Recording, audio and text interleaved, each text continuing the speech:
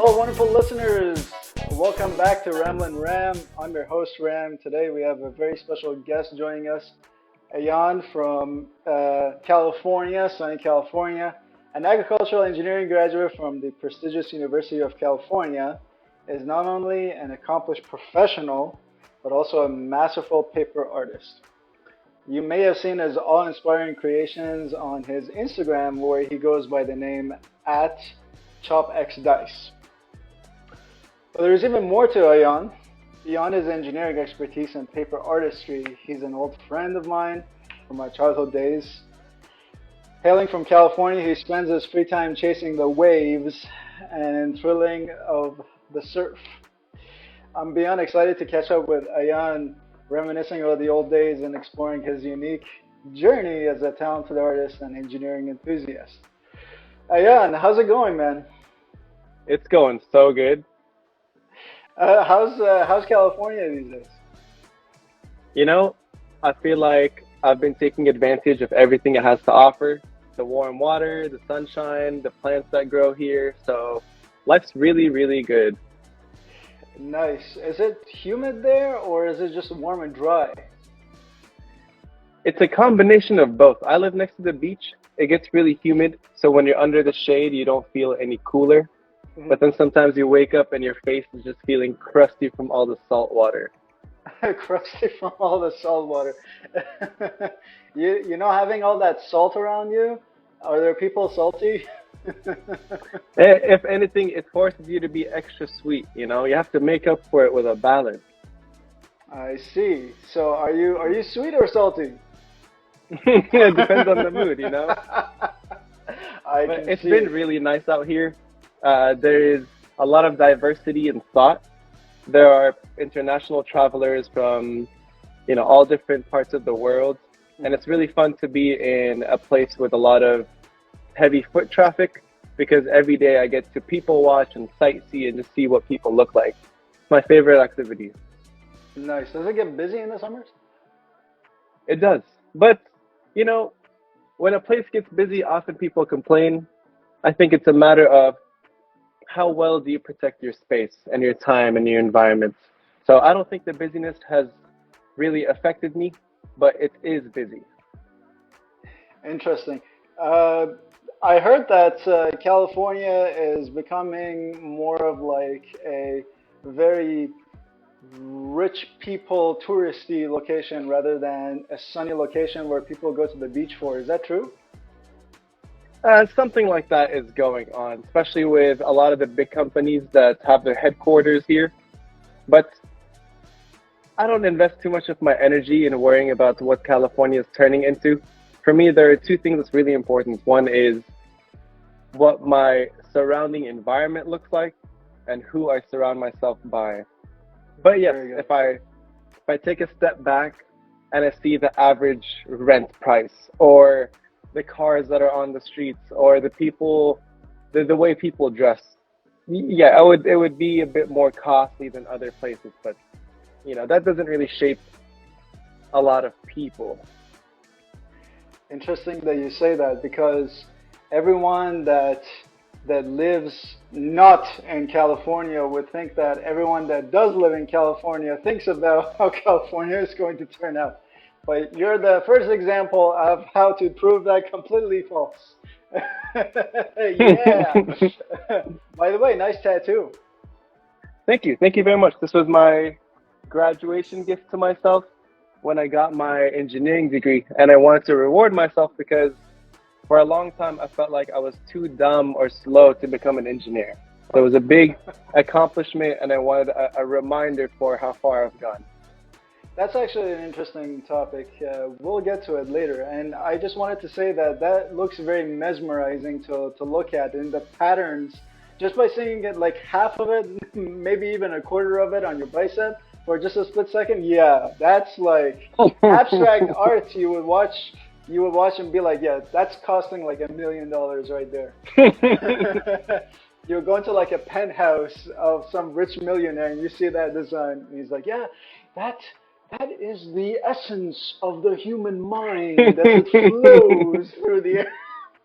Yeah, no, I'm not worried about no rich man with no penthouse. As long as I have my little studio and front yard, that's all I need. Very well then, Ayan. So it's incredible to have you here.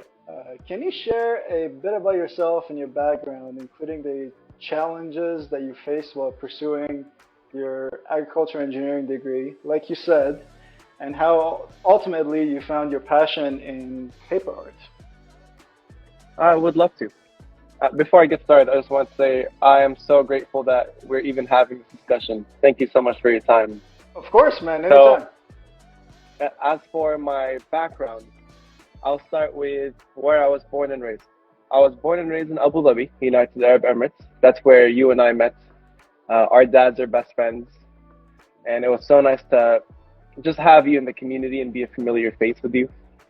But another thing I got from being in Abu Dhabi is that the flora and the plants and the plant diversity was very limited. And for a long time, I didn't really understand why, when I would go to a grocery store, sometimes kiwis were available, sometimes kiwis weren't available, and never really thought much of it. And when I moved to the United States for a new life with my family, I was blown away by the diversity of plants. And so, one of the first things I wanted to do when I came here was study plants and understand how they work, why they're different, why some fruits multiple times in a year, why some are short, some are thick, whatever it may be. And so I had really bad grades in high school because I was learning English. I was not very disciplined. And so when I graduated high school, I enrolled in community college and just had a really important and vulnerable conversation with myself about what I want to achieve in this life. And so I decided to take the lowest English and lowest math class in community college and work my way all the way up to my dream university. And it's been quite a ride. Yeah, I bet I can imagine. It's interesting. Did you find how did you find studying for agricultural engineering? Was it as hard as engineering that people every person talks about, or was it different? How did you expect it, and how did it actually go? That's a good question. So, when it comes to engineering and engineering branches, whenever you go to a good university, the first thing to do is teach you the basics because it all boils down to logic. How do you solve a problem? How do you organize your data? Um, how do you do risk assessment, whatever it may be?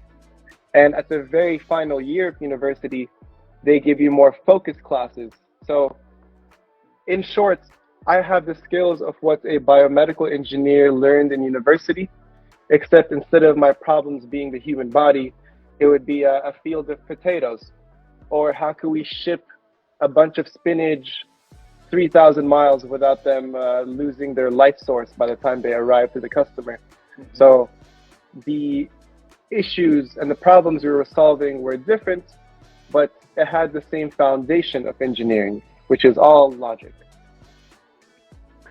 Very interesting point of view because I've heard of agricultural engineering and I know the gist of it, but I never knew that it got to uh, the detail of technicalities that other engineering majors would. Um, I personally studied electrical engineering, so it's it's kind of expected when I have courses that mechanical engineers do and courses that computer engineers do because they need some sort of way that physics is involved or chemistry is involved. But I never knew that agricultural engineering was also of the same spectrum. I thought it was maybe 10% engineering and then the rest of it is just farming. That's how I imagined it in my head. And then they snapped engineering at the end of it. So it's a good way of learning about agriculture engineering. So how did paper art find its way into your life? Was it related to your journey in agricultural engineering, or was it a different path? Completely different path. While we're still almost on the conversation of agricultural engineering, I just want to put this into the universe or to humanity, whatever it may be. This field of study is really important. I'm not saying this because I feel like I'm important, but if you look at human history and you see the moments where we advance, it looks like an exponential graph. But something really odd happened with the agricultural industry. Medicine evolved, super advanced. You can go all the way to construction, or it could be, I would say education, but education is not advanced much. One of the industries that has not advanced for a really long time is agriculture. Our ways of producing food and the amount of food going to waste, it is so outdated. Our problems, when you look at the numbers, it's almost elementary. So it's really important for us to find a new way to advance agriculture, and that's one drive that I had. But all these interests that I have in plants and engineering is very technical. And I am a very technical person by nature, but also I always feel thrilled and excited whenever I see certain color combinations or shapes and patterns being combined. I'm the type of person to go to a museum, and when I see an art piece, I just stare at it for a really, really long time. And my friends want to leave, and I'm still staring at it. It's not about what I'm seeing, it's more about what I feel. And so I have learned to express myself through paper arts because sometimes words could be limiting or difficult because I don't have the vocabulary to express how I feel. But colors and shapes, I have quite a wide range of vocabulary for. Very interesting. Uh, I wanted to ask, is getting into paper art difficult, or is it as easy as going into the stationery store and putting some collages together? That's a loaded question. It might not seem like it, but I'll give you a short answer for a short question. It is not difficult. The only thing that makes an artist is if you call yourself an artist. It's that simple. You don't have to make sales. You don't have to make anything that makes anyone else in the world go, oh, that's cool. You can be the only person that likes it. The most important aspect of art, and I think this is the part where adults generally find it difficult, is that you need to be playful. People often focus on the skill, technicality. You know, you put a canvas and 80 different colors in front of them, That's and true. many people will freak out because they think about, oh, what am I gonna make once I start? And if I mess up, I can't go back. That is not a playful mindset. A playful mindset is you look at the canvas, you look at the colors, you pick out three random colors that are interesting to you, Mhm. and you just throw it on the canvas. You like hum, you dance, you know, you're just expressing and creating. There's no need for there to be a result. And that's what drives me to do art. In my professional life, I have to have results. If not, I'll get fired, you know? But when it comes to making art at home, just the act of sitting down, listening to music, maybe having a little bit of candy, some sugar, and getting messy with my hands, that's all I need to do. Everything after that is a bonus. If I have a finished piece after that, that's a bonus. If I make an art piece that my friends like, only a bonus, you know? Um, does the dancing and the music and the sugar help? For me personally, but depending on the person, different recipes can help. Some people feel more playful outside. Some people feel playful once they pay their bills and they don't have all those worries on their minds. But to me personally, good music, sugar, and a clean table that I can mess up and get messy and dirty, that's what gets me playful. Man, you said all the trigger words: messy, dirty. sweets and recipes. I'm hungry right now. Well, maybe food is what makes you playful. Yeah, perhaps. I mean, I love pizza. I can never live without it. So maybe pizza is my trigger for a beautiful piece of art. Hmm. I'm curious, while we're on the topic of pizza, what are your go-to toppings for your ideal pizza? Not anchovies. Strong start. Not pineapple. Just to let it out. I'm Canadian, but I'm not stupid.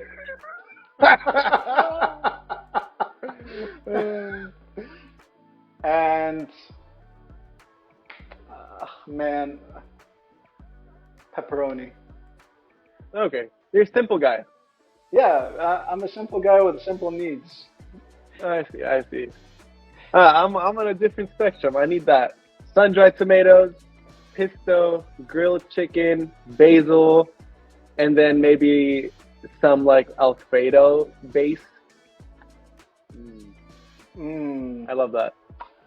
man, I wish you could have not said that. My stomach is going to be growling for the rest of the time. But so it's interesting. Did you find your art, your passion in this particular art after, during, or before agricultural engineering? My interest in art, I like to call it shapes and colors because art has a meaning and art needs to be on a wall with a small plaque under it. My obsession with shapes and colors has always been there. And my passion for plants is more my purpose. So let me explain. My goal as a human being is before I die to help bring the agricultural industry one step closer to become more advanced and make nutritious foods available to low income neighborhoods. If that's all I achieve and I die, I'll die a happy man. Where the art comes in, the art is more to maintain my sanity, keep me young, keep me excited. I have something that I want to express, I'll put it on an art piece. Or I want to remember a time, I'll put it in the art piece. These are two very different sides of me, but they're also very much who I am. Very interesting way of putting it. It's like a dichotomy. So it's a dichotomy where uh, it's your hobby, it's your life, it's colors, and it's flowers. They kind of rhyme. Exactly. They kind of rhyme, don't they? Flowers. I like that. I like and that. they both bloom. Uh, you know what? While we're on the topic of agricultural engineering, this is something interesting. Um, so, a couple of days ago, I so my house where I live is directly on top of a flight route for airline planes, and they usually fly up really high in the sky, like let's say like 14, 15,000 feet. And um, the other day, I was just chilling on my computer, and all of a sudden, I my window was open to bring in fresh air. All of a sudden, I heard this loud approaching sound, and I couldn't see it. It was approaching from behind my house, and I got up from my seat. I was like, "Wait a second, what is this? Is this?" The first thing that I thought to myself was, "It sounds like an airplane, like a big jetliner." And it's low in altitude because I can hear the jet engines like roar really loudly, and it might be coming in for an emergency landing. So like I was alerted, but then it flew right over my house, and it was this huge four-engine jetliner, and it went out towards the sea. And I was looking at it, I was like, what the hell? So then I went onto Flight Radar 24 and I tracked it down. Apparently, it was a NASA airplane. I was thinking to myself, what is a NASA airplane doing so low, and in Canada, what did it like forget where it is and just kept going low so the pilots can see, where are we now? Is that the NASA building?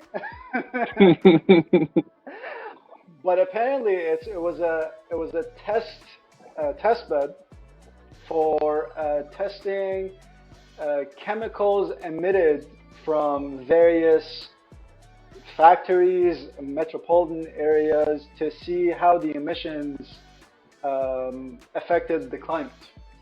And Interesting. yeah, and apparently these flights have been occurring since 2016 all across North America. And on that particular day, it was doing basically Dayton, Ohio, and essentially most of the Toronto area, which I found cool. But it was so low, like the Flight Radar 24 said anywhere between 800 feet and 1,200 feet, which is really low. It's like treetop level almost. Mm. It caught us by surprise. So I thought to share that a little bit because it's in the topic of agricultural engineering a little bit. Hmm. So okay, back to you. Okay, you're more important than NASA. Okay, this is your moment. What I do is related to what NASA's trying to do, at least a factor.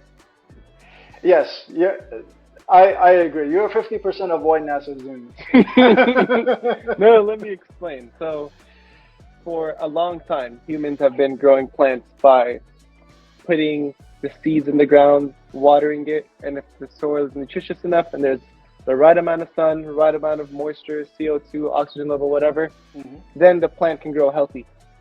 And with the climate changing, a lot of farmers who have been able to farm in certain regions for centuries now cannot use their land because their soil is weak or they have used some sort of pesticides or herbicide or fungicide that affected the ecosystem that they live in. And so a lot of what my focus is indoor farming. And the reason I'm interested in indoor farming is because we don't have to worry about the climate. We don't have to worry about if it's going to be sunny or cloudy today. We don't have to worry about water shortage. And we get to control what we want to grow and where. And this is related to NASA because NASA has been using a lot of concepts of indoor farming to be able to grow food in zero gravity in space where there is no access to fresh water or they have limited resources or they don't have access to the sun. So the whole indoor farming world has definitely been clashing with astronomy lately. Astronomy, as in the study of stars. No, as in going to space. Oh, that's astrology. Silly me. So how so? How is it related? Is it because we want to somehow in the future populate Mars slash Moon, and we want to see how we can grow our own stuff up there? That's the approach NASA is taking. Hmm. NASA is just trying to figure out how to grow plants, how to grow food outside of Earth. Um, I I like the enthusiasm of living outside of Earth. Earth is falling apart. We need a new planet to inhabit that, whatever. I'm more interested in let's reverse all the damage we've done on Earth and figure out a sustainable and circular way to continue to survive here. Fair enough. And do you think that it's possible within your lifetime that humanity will ultimately realize and then reverse all the damages and then get on a path of a greener world? That's a good question, and I can't answer it because it doesn't matter. It doesn't matter if I see it in my lifetime. What does matter is the fact that I am actively trying to do something on my part. Because, if I sit in my house and I kick my feet up and I think to myself, well, the world's going to nothing. We're all going to go extinct soon. The data shows it. I don't want to be that guy. Even if it's true, I don't want to have that mentality. I'm more of a, I'm going to keep trying until the end of time. So I don't know if my kids are going to be born into a world, I don't have kids, but they're going to be born into a world where they can see different sorts of animals and go outside and breathe the fresh air and jump in the ocean. They might not be able to. So my purpose is just to make sure that this good thing we got going on, how can we make it last? Very good points that you mentioned. Uh, I wanted to ask, would you think that in the coming future there would be any sort of either law um, or any technology that would kickstart a brand new direction for not just the United States but humanity in general to go towards a green goal? Yes, there are many companies doing all sorts of amazing work with finding use for waste, so upcycling waste, Mhm. finding ways to purify water without contaminating something else, finding ways to generate electricity at a more efficient level, or extracting carbon from air. There are a lot of companies doing really, really interesting things. So it's not a matter of we don't have the technology. I don't think it's the technology or the law that we should wait for. Because even if the law comes or the technology is developed and ready for use, there is a much bigger factor among humans that slows us down, and that's culture. Yeah. The root of how we're going to fix this climate change issue is how can we change our culture around food waste, consuming goods that are not meant to last and have no purpose. Like, I don't know, you go to the beach and you buy a stupid little plastic shovel for your kid. Yeah, it's nice to have a shovel, but the child can live without it. And now we have one more piece of plastic with a half life of 440 years that's just going to be living on the ocean forever, just for the kid to use it for 5 minutes. That type of stuff needs to be erased from our culture. That is not logical, and it doesn't benefit anyone aside from that business just selling plastic.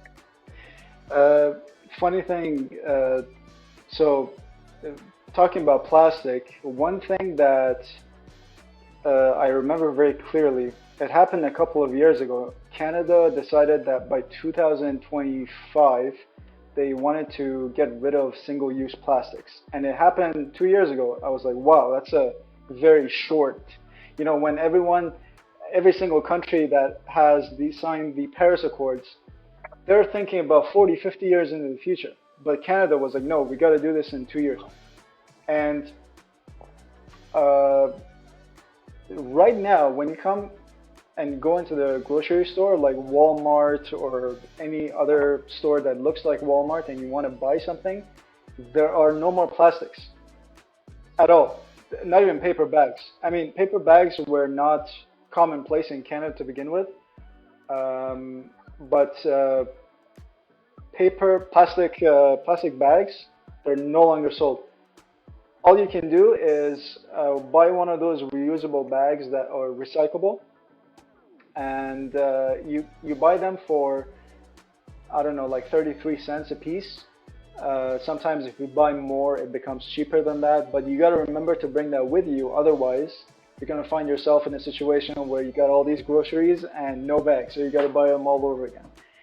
Right. Uh, they're trying to force that, and sometimes I get caught up by it, even though it's been happening for a good year right now. I walk into a Walmart, I pick up my stuff, and then I'm like, oh crap, I forgot my. And you know what? Here's a trick that you can do the next time you're in Walmart. Put your cart or your basket on the floor in an aisle. No one will touch it. Go out the store, you go to your car, pick out whatever you want, come back to the store to the same aisle. There's a 9 out of 10 time guaranteed that it's still there with nothing removed. So that's what I do. Like I just settle it down and then go and take out my bags. So speaking of speaking of this movement towards a greener world, growing up, I was constantly bombarded by these documentaries that talk about, well, yeah, war with so and so country due to oil, war with so and so country due to oil. And then during these documentaries, you often saw, what's it called, Chevron, Shell, all these big name gas companies and their lobbying power. Do you or have you seen personally or indirectly any pushback from these big gas companies or lobbying against a greener direction? Oh, absolutely. Yeah, Yeah, where I've seen it the most, there are lots of nonsensical research papers that, let's say, in college, I used to work in a laboratory where we looked into growing algae for biofuel. And a big part of my role was to do research and to educate myself, ask my professor and graduate students for help and whatnot. There would be so many research papers about how it's bad and it has, no benefits and it's a waste of time. And then just after you look into it a little bit more, you could tell these research projects were just funded by some huge gas company just to push back or put down or delegitimize all these methods of producing energy that could be legitimate. And sometimes what happens is they pay for this research. If the data is not in their favor, they will never release the findings. If they find some data that could, suggest that gas is better for whatever reason, then they will definitely post it and they'll make it flashy and it'll end up on one of those websites that are not very reputable, but it reaches many people. So it's yeah. one of those lies you repeat until it becomes the truth. I see a lot of that. It's actually kind of difficult to ignore. Hmm. Did you experience something like that in your own company where your company is working towards a goal and then all of a sudden you have a meeting and your boss says, well, guys, we have bad news. We've been cut off, or one of our sponsors says, don't do it. Have you experienced something like that? We were dealing with something more ugly, and it was actually quite disappointing to see. So, the world of indoor farming, it's not new anymore. It was back in 2008, let's say. But in this industry that's still premature, data is limited. Not data of what works, but Hmm. also data of what doesn't work. Both are incredibly valuable. And so what would happen is all these indoor farming companies would have secrets about their technology and their yield and their results and their systems, and they often make you sign these contracts so if you leave this company you cannot work for the competitor. And this was all happening because no one has won the race for the best indoor farm that's international yet. And so what would happen is the indoor farms that were bigger, sometimes they would trap smaller indoor farming companies by suing them. And even if you pass the case as this small indoor farmer, just all the money spent on the lawyers, on all these resources just to stay afloat will kill the company. So there's a lot of competition within the industry itself because no one has figured it out yet. No one has figured out the perfect recipe yet. Yeah. Yeah, I mean, I'm enjoying this conversation about agricultural engineering because, to be honest, I had the slightest idea about agricultural engineering and the world of agriculture. I mean, I know that there are challenges in the world of farming and there are new tools and research being done about farming tools, but I have had no idea about agricultural engineering and how it would have impacted. us going forward. Now, I have another question about um, uh, this.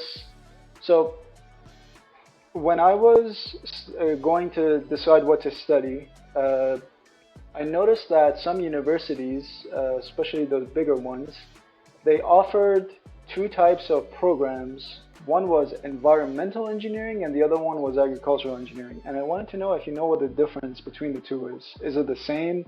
Is it a specialty of one another? I have a general understanding, but to be honest, I am not the perfect person to talk about to answer this question because Hmm. my focus is heavily on agricultural engineering. From my understanding, environmental engineering often work with the local government and test their water sites, or Okay. um, the projects can vary. For agricultural engineering, it usually boils down to how can we waste less calories in the process of creating food, and also how can we change our food so the consumer would like it, things like that. Okay. Yeah. Okay. I had a feeling that you might not have known because it's a very specific question, but I thought of maybe you did. So Yeah. putting it out there. So I wanted to change the subject a little bit. I wanted to talk about your art because your art is just mesmerizing. You have ChopxDice on Instagram, and I've been following your work. I actually have been following your work from way before you created ChopxDice. So tell us a little bit about how you picked that sort of paper art over any other paper art. All right. When I was 10, I moved from the Middle East to the United States. And when I moved here, I was very shy. I didn't have friends. I didn't know the language very well. And also, I was uh, I didn't have the drive to go out and explore the world because everything seemed so new. And so I remember in our tiny house where all six family members were living, we had one computer.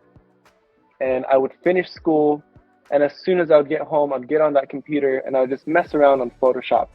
I would just play around, like make my mom's nose bigger, or I see a picture of a Ferrari and I like put myself in it. It started off like that. Slowly, I started watching YouTube tutorials. I got better and better until I got my first job as a graphic designer at 13. And during my time as a graphic designer, I realized two things. One, I would never want to be an artist for a living because it just sucks the soul out of you. But two, my obsession for layers. I love the idea of you have a background, you have a subject, you have a bunch of stuff in between. It's so simple, but to me, 3D looks beautiful. And I was seeing all these collage artists doing very flat artwork. And so I thought, why not give it depth and give it layers the same way I would for Photoshop? And so now I get to have fun with it.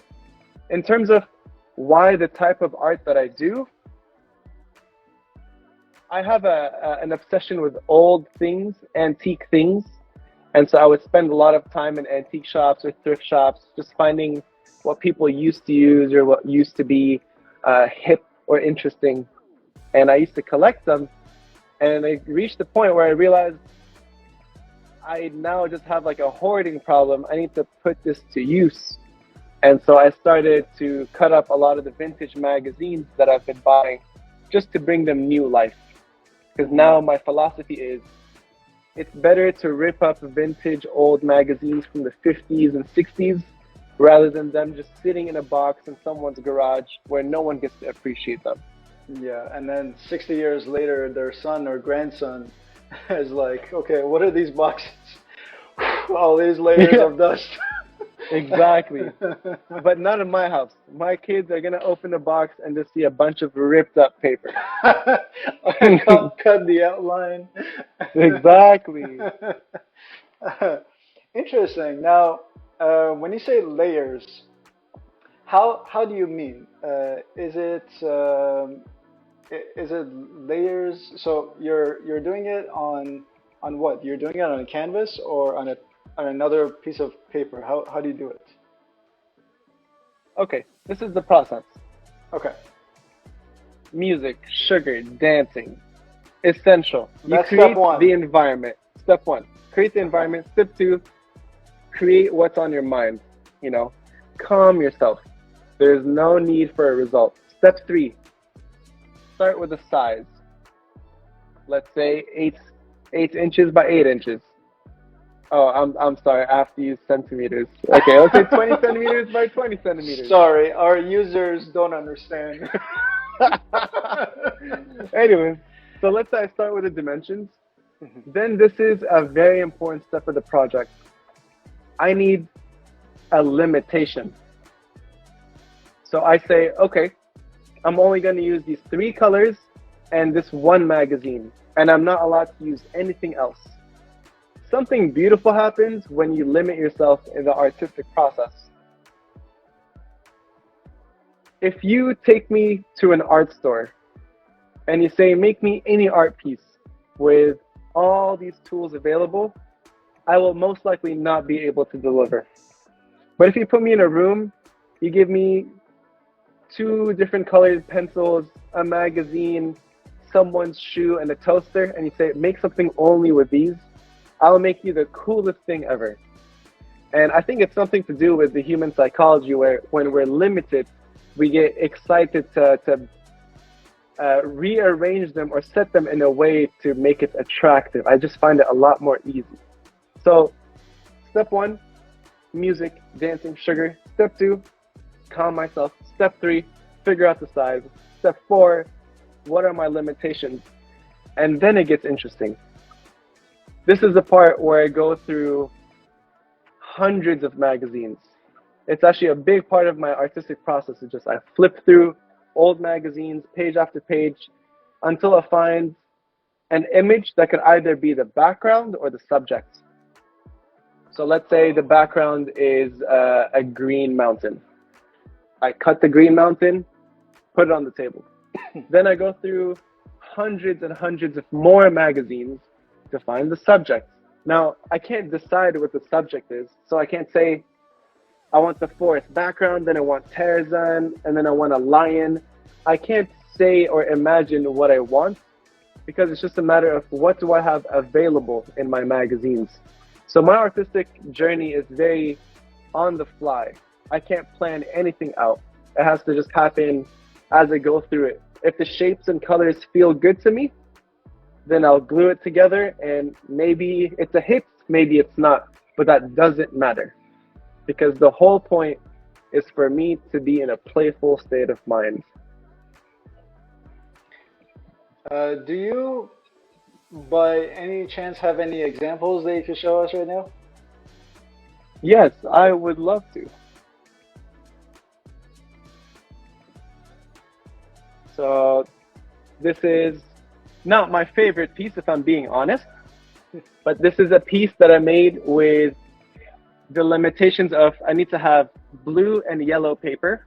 I Okay. need to have white and blue paint, Hmm. and I had one magazine to use.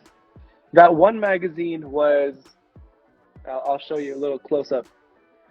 It was a Playboy from 1976, I believe, and it was the first time that a Playboy issue wrote an article about a black woman dominating a white man. And so I thought it Interesting. was really interesting, and it's a part of history because Playboy was so common, and whatever they would put would become a trend or a norm, or it was accepted. And Mhm. so, this article that has this very taboo subject was put out there in the world, and this was just my way of celebrating it Very revolutionary if you think about it. on a small scale. But I like this idea of taking taboo subjects and then blowing it up because when I see art that makes me uncomfortable or confused or I'm not supposed to see that, I Yeah. get really excited. Thinking about it, if it's 1971, it would have been less than 10 years since Martin Luther King would have had the speech about "I have a dream." So it's historical, it's impactful, and you try to broadcast it to the world by your art. So you gather attention using your different color combinations, and then you broadcast the message using the pictures. You could see it that way, but I don't. Okay. Again, to me, it's very simple. Just to be in a playful state of mind.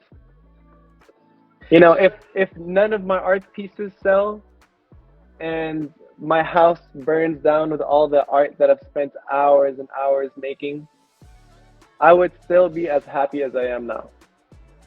Because it's all about the process of enjoying it. And this brings up a topic I really want to bring up. So, in whatever I do, surfing, agriculture, art, eating right, being healthy, whatever it may be, if you take a step back, there are certain things and philosophies I'm practicing that make me who I am. And this is what I want to share because I feel like there are certain concepts out there.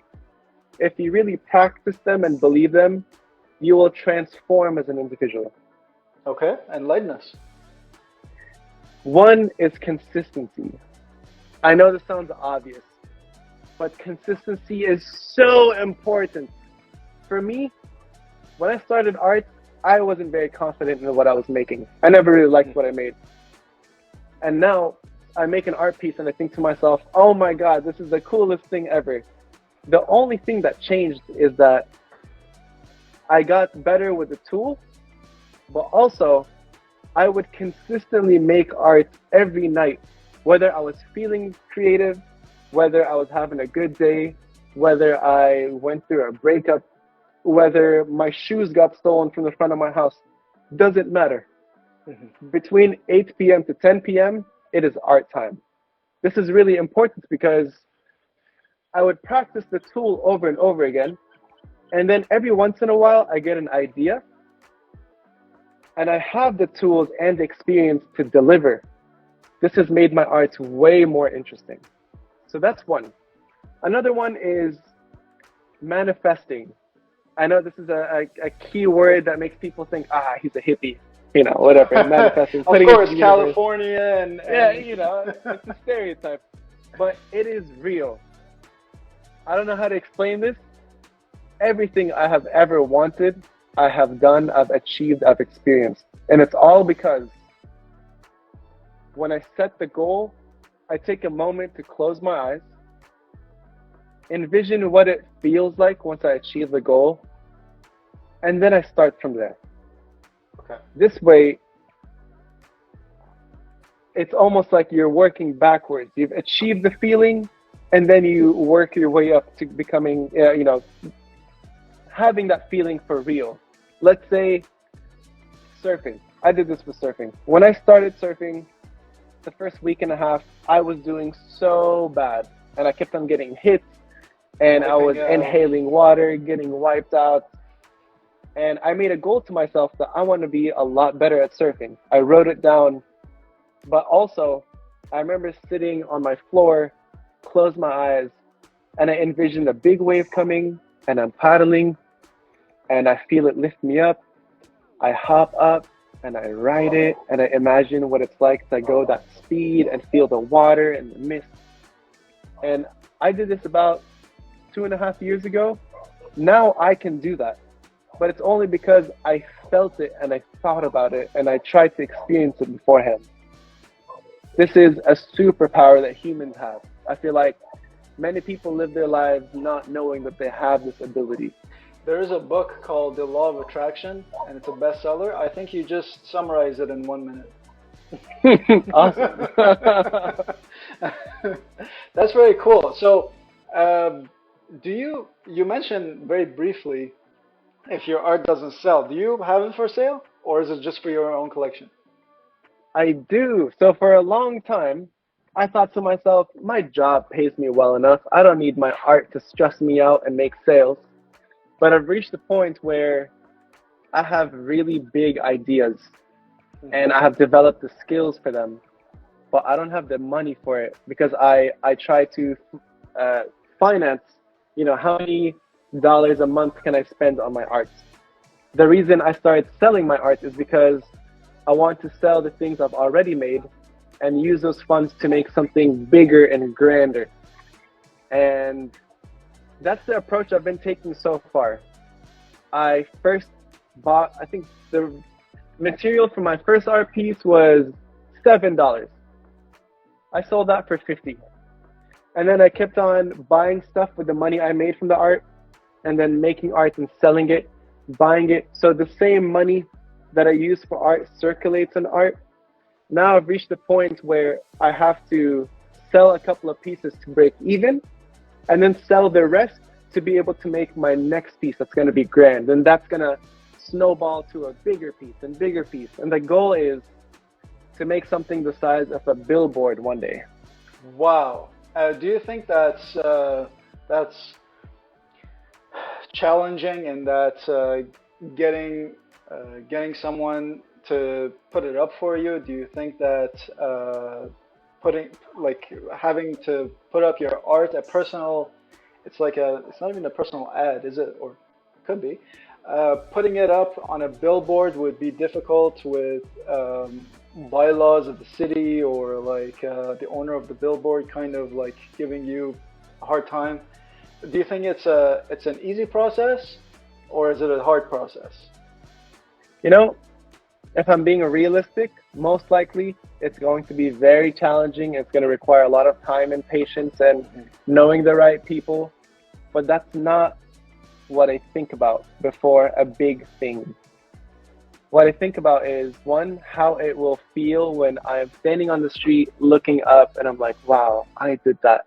That's the first thing Nice. I think about. And the second one I think about is,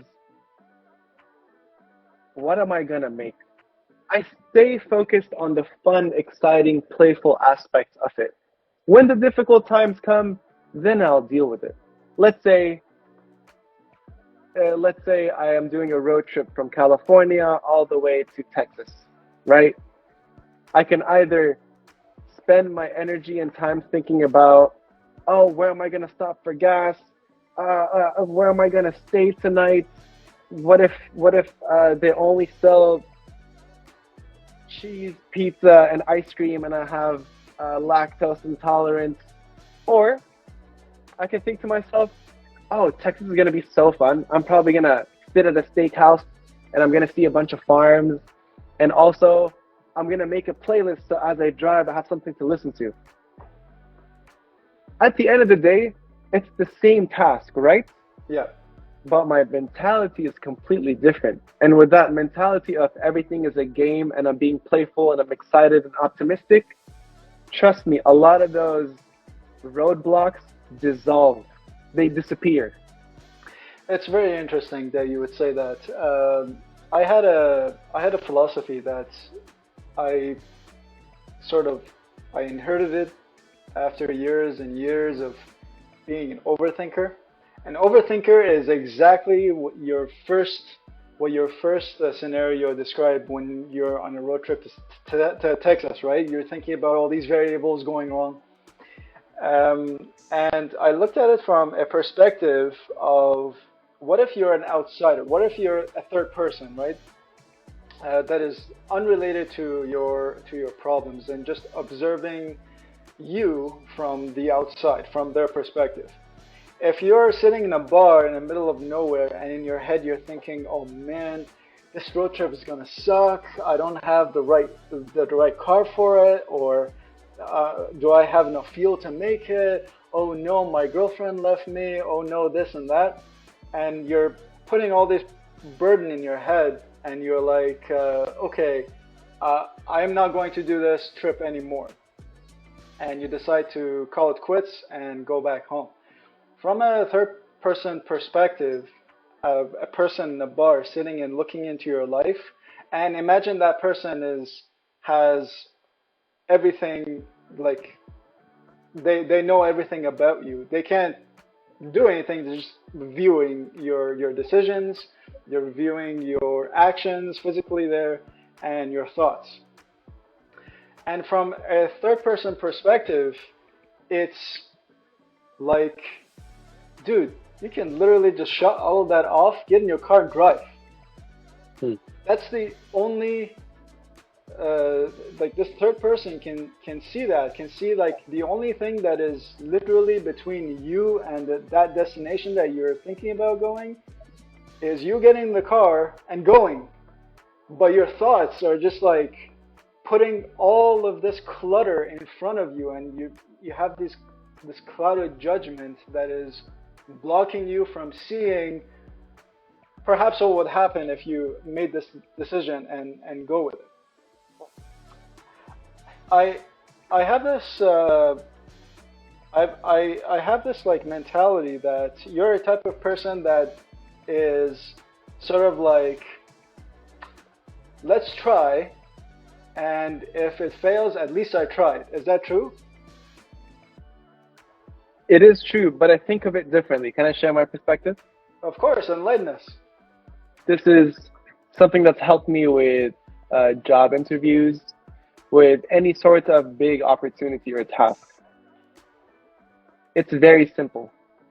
You say yes now, you figure it out later. Mhm. For example, I apply for a job that I'm not qualified for, or I am qualified for, and I'm just really scared. I can think to myself, am I going to be a good fit? What if everybody else there is smarter than me? That erase that. You accept the offer now, and then between now and when the time comes, you have all that time to practice and prepare. Or let's say um, I I got into surfing because a friend wanted to surf, and I thought they're really cool, and I wanted to hang out with them. And I said, "Oh, I'm gonna be around in a month. We should go surfing together." I was like, "Okay, we should go surfing." And at this time, I didn't surf at all. So I took surfing classes, practiced a little bit. When the time came, we ended up going surfing together. And this mentality has helped me so much in so many areas of my life. But that's how I think of it. Say yes now, figure it out later. It's it's a very good point. And in one of my earlier podcasts, when uh,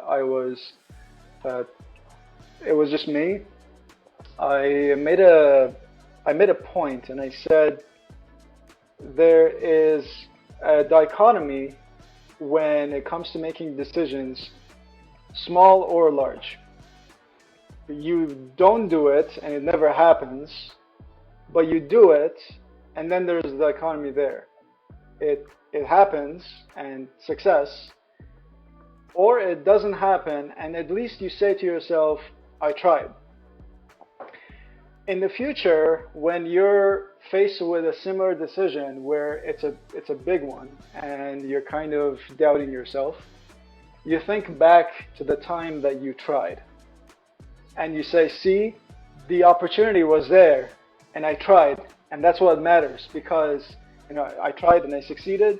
I tried, but at least I tried. I didn't get there, but at least I tried. At least I learned my lesson there. So it's a very good way of putting it, and I think everyone should pursue the slightest things that they have in mind. Um, because if you try, you at least tried. There is no harm, no foul. So you were talking about surfing quite a lot, and I did want to get to it. So we're finally at the right time for it, because I think that surfing is something that you see in the movies, and like you, for example, there was a movie from 1991 called Point Break. I don't know if you've seen With Patrick Keanu Reeves, Swayze, right? Keanu Reeves. Yes, that's the one. That's my favorite movie when it comes to surfing, because I learned a lot of surfing stuff from that movie. Like, I didn't know what wipeout was until I watched that movie. I was like, oh, wipeout really means like getting wiped by the sea. So, and surfing is something that here in Canada is not accessible to me. We don't get waves because we have a lake, we don't have a sea, but ocean, sorry. But you guys are literally right beside an ocean, and you get a lot of that action. So it's a lot more accessible to you. So everything that I know about surfing is from the movies and from TV shows. So I never thought about surfing that much. how did you get into surfing? Was it something that you were really looking forward to do, or was it something like this where you said, "Okay, I'm gonna give it a try at least and see what happens"? So for me, it started with that friend inviting me to surf a month in advance. Mhm.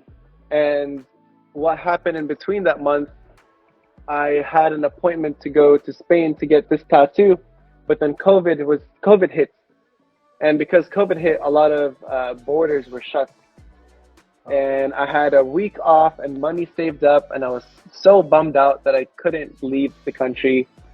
And so as soon as I finished work and my vacation started, I just randomly went online and I saw what countries have their borders open and have cheap flights.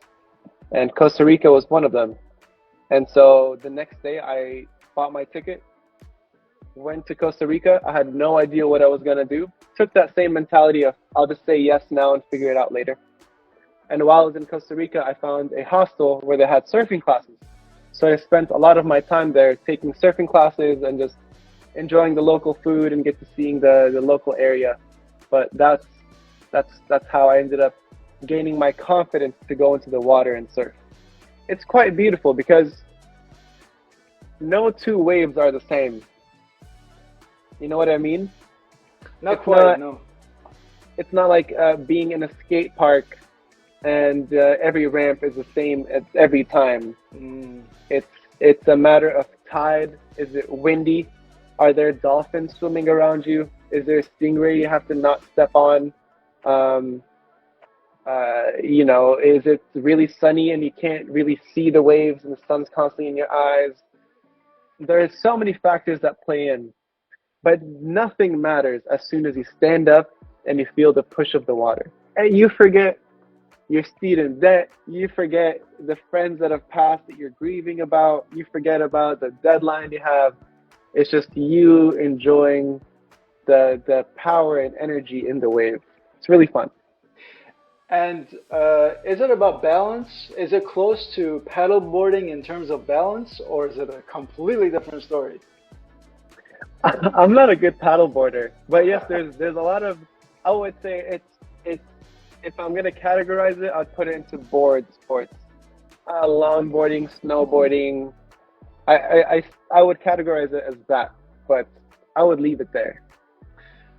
Interesting. And so what you said, being careful of other sea animals like dolphins, stingrays, and sometimes sharks. Um, did you personally experience something like that in any of your times going surfing? There's so many dolphins where I surf, and they're always there, and it's kind of scary at first because they come really close, Mm. but they're just curious animals. They just want to know what humans are doing. I also see a lot of stingrays. When you go into the water, you're supposed to shuffle your feet instead of take steps because if you step on them, they're gonna sting you and it will really, really hurt. Oh, And okay. you need to submerge your foot under hot water. Someone pisses on your leg. Just a weird situation, you know. A very Bear Grylls moment. It's really cool. How so for a person that is trying to get into surfing for the first time, how expensive can it get? Okay, good question. Um, there are certain benefits. The benefit is you buy a wetsuit and you buy a surfboard and you can surf for the rest of your life. You don't need a season pass. You don't need a permit. You don't need the latest racket because it's lighter than last year's model. Mm, None of that. None of that nonsense. My wetsuit is relatively thick because I can surf in cold environments. It gives me a lot of insulation. That was about $280. My surfboard cost me about $300, but the beginner boards are 120. So for an average of $450, you can surf for the rest of your life. that's pretty cool. And what about the different waxes that they use? Is there like a difference between a premium wax and non-premium It's wax? just a matter of how hot the climate you're surfing in is. So Okay. because I'm in a sunny area, I need a different type of wax than the person who's in Alaska shredding waves. They shred waves in Alaska too. I'm sure they do. That would be cool. Like, I've never like it's always been a really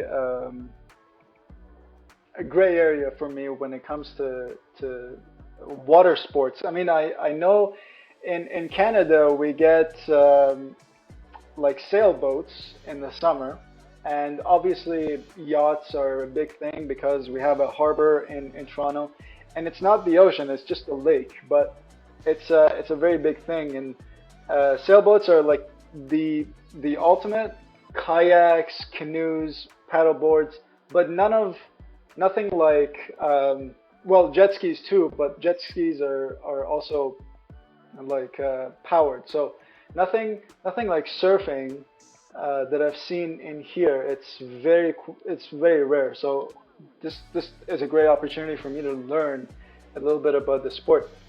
Do you think that surfing has in any way helped you in your engineering life or in your art life, or is it just surfing on its own?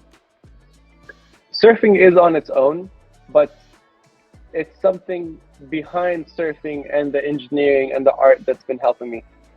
And that's the discipline I try to practice. I haven't mastered it, but 2, 3 years ago, I learned that discipline is the purest form of self love.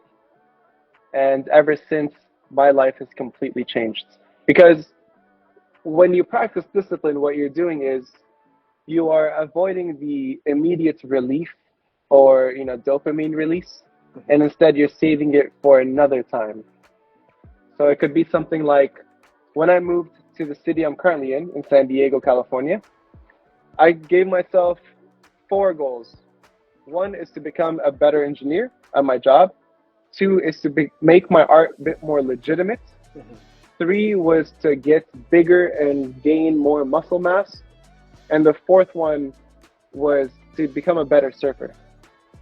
And these are a lot of goals to balance. Yeah. So how I was able to get better at all of these, now that I look back, I practiced discipline in the form of, let's say, instead of, I just clocked out of work, instead of just sitting on my bed and checking my phone and seeing what's going on around the world, I'd immediately go to the gym. Or it's a nice sunny day and the waves are looking good, but I'm not in the mood, or I didn't have food yet, or I'm kind of stressed out, it's time to surf.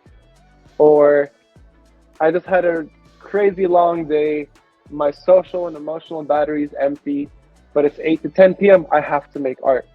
When I was consistent, because I was disciplined, because I was playful, then slowly I became better at all these things. I started to become more excited about my day. And now I feel that gratification of, wow, I've come so far. But these 3 things of being consistent, disciplined, and playful have really helped me in life. And I think that's really what makes me me. It's not the art, it's not the surfing, it's not the plants. It's the mentality I have. Very nice. And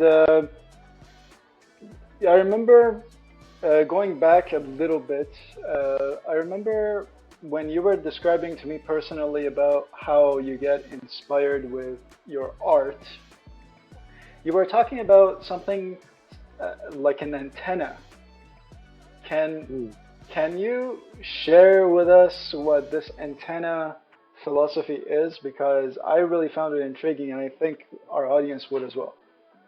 Sure.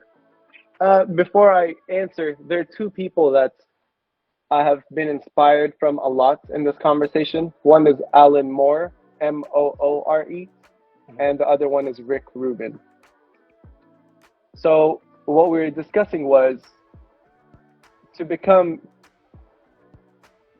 a creative individual, to become fluent in expression, you need to develop your antenna.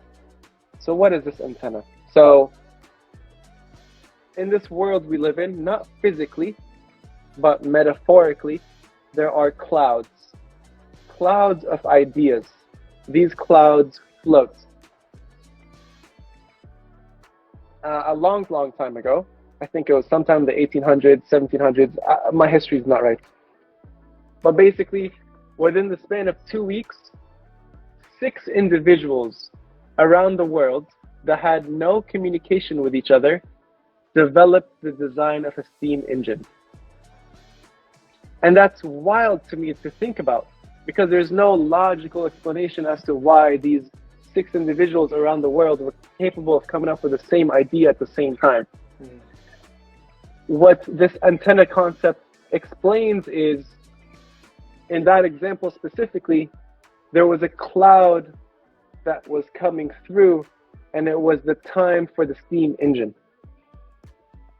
So this could be with a slang word. There's a time for a slang word. Or it could be with a design style. Let's say sometime in like 2008, 2009, triangles are really big in fashion. That was a different cloud. The reason I say cloud is because ideas and creativity do not belong to you and me. Ideas pass through. And for us to become fluent and to have a strong antenna means that we can grasp what's the idea for now and implement it and bring it to life. I know it sounds very metaphorical, but it really is like that. So for example, let's say I'm minding my own business, going for a walk down my neighborhood. I see a pink tricycle, okay? I don't think much of it. Then I watch a TV show, and then in one of the episodes, there is a girl with a lollipop on a pink tricycle. I'm like, oh, it's a weird coincidence. And then I'm sitting at a cafe, and then someone's complaining about, oh, my son was riding this pink tricycle and he ran into my ankle and I hurt myself. When I have coincidences like that happening over and over again, I know it's time for me to make an art piece with a pink tricycle. Mm-hmm. This sounds a little crazy, but when I do that, something beautiful happens where it feels like the right thing to do at the right time. I had a similar thing happen to me, specifically with AI apocalypse. Most recently, this was something that was randomly popping up all the time. And I started an art piece for AI apocalypse. And I'm really excited for it and see how it turns out. But all this is possible because I've been working on the antenna. So it's interesting how you say antenna, because I have this notion of how I would see this antenna that you speak of. See, like in network engineering, you have a thing that is called broadcasting. That means whatever the source is broadcasting it to everyone and anyone who's receiving it. Okay? So it's kind of like a person with a megaphone on the street saying, I love you, and he's broadcasting it to whoever wants to hear I love you. Okay? And then there are people that are switched off and they're, in their headphones, they're in their head. And there are people that are receiving and they're like, wow, that's so cool. So I think that there are things in our world that constantly broadcast. I'm not an artist, so I'm just going to go off of the example that you gave. So for example, you said pink tricycle.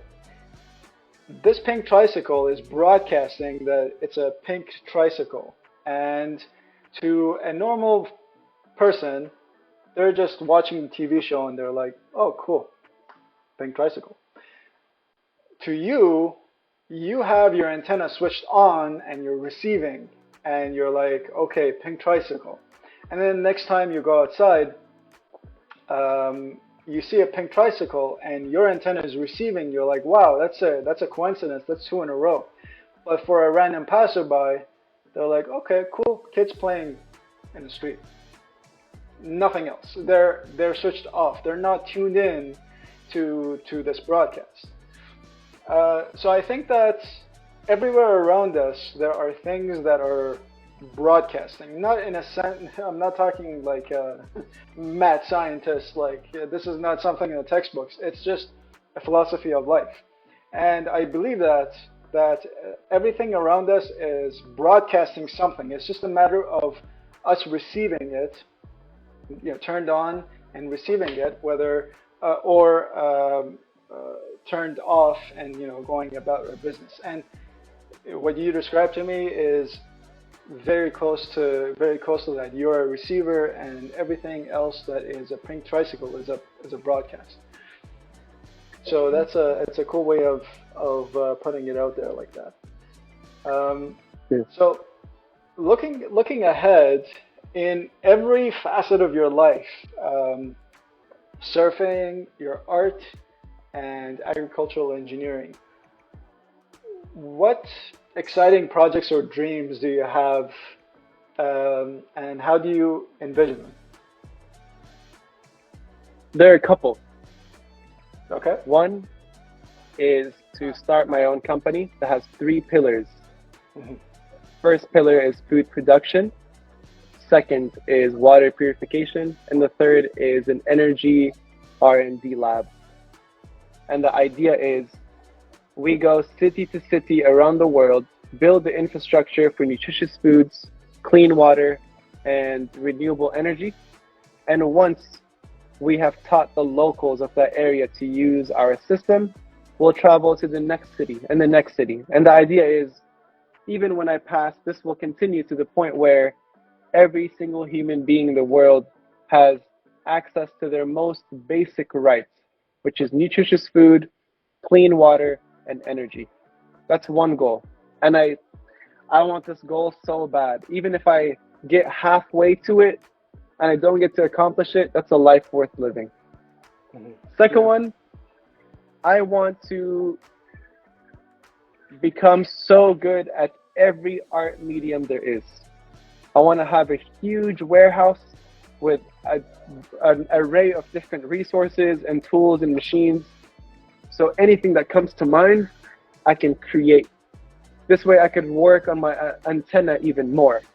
Maybe the next time it's time for a steam engine or whatever like new energy source there is, I want to be tuned in for that and ready and have the tools.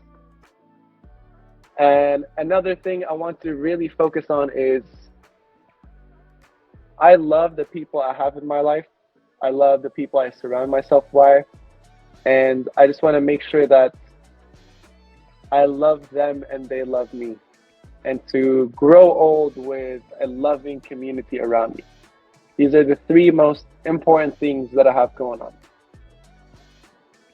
Very well then. I mean, those are great, especially the last part with the family, uh, or the people that love you. You gotta. This is something that everyone kind of foresee, not foresees. Sorry, they sort of, it goes under the radar. Uh, or in terms of antenna, it's a they don't receive it. They receive it so much that they filter it out, and they're like, Hmm. well, of course my mom will love me. Of course my dad will like my work or help me out or whatever. So it's very good that you have that awareness and you want to keep that in mind in your forefront of your memory to make sure that it it stays the same. So, Ayan, as we're coming to wrap up this podcast, I wanted to ask, with everything going on in your life, with your engineering, your art, your hobby in surfing, what is the one thing, what is the one unique perspective that you've learned that has helped you out, that will possibly help out someone in the world that you'd like to share?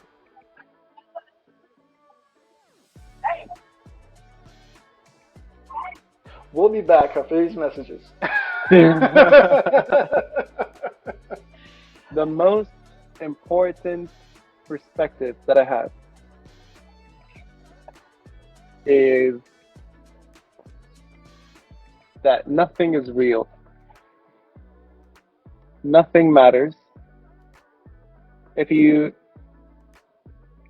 take a step back and see where you walk.